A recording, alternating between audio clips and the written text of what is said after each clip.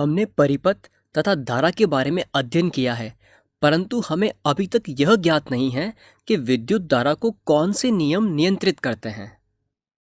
आइए उस स्थिति को देखें जो हमने पहले के वीडियो में देखा था कि दो बीकर एक पाइप से जुड़े हुए हैं। एक बीकर दूसरे बीकर से अधिक ऊंचाई पर रखा है तथा बीकर नंबर 2 में से पानी बीकर नंबर 1 में बहने लगेगा। जैसा कि हमने चर्चा में देखा कि ऊंचाई में अंतर होने से पानी का बहाव ऊपर से नीचे वाले बीकर में होता है।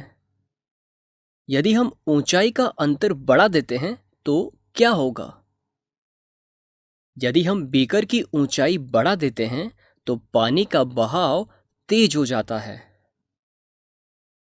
आइए अब किसी अन्य कारक को देखते हैं। यदि हम पाइप को पतला कर दें तो क्या होगा? पतला पाइप केवल अपने से थोड़ी मात्रा में ही पानी को प्रवाहित होने की अनुमति देगा और इसीलिए पानी के प्रवाह की दर भी कम होगी। तो हम कह सकते हैं कि पानी का बहाव ऊंचाई के समानुपाती तथा मोटाई के व्युत्क्रमानुपाती होता है। इन दोनों संबंधों को देखकर हम यह कह सकते हैं कि बहाव बराबर h/t बहाव ऊंचाई के समानुपाती तथा मोटाई के व्युत्क्रमानुपाती होता है। यह क्रियाकलाप ओम के नियम के अनुरूप है, जिसमें हम कह सकते हैं कि पानी का प्रवाह विद्युत धारा के प्रवाह के अनुरूप है। ऊंचाई का अंतर विभवांतर या वोल्टेज के अनुरूप है तथा पतलापन प्रतिरोध के अनुरूप है।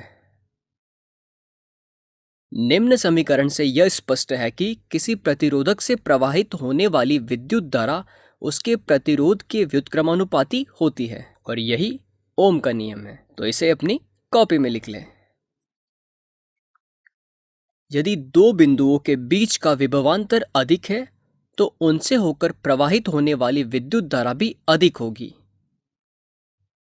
यदि किसी चालक का प्रतिरोध अधिक है तो उससे होकर प्रवाहित होने वाली विद्युत धारा का मान कम होगा। अब इसे अपनी कॉपी में लिख लें।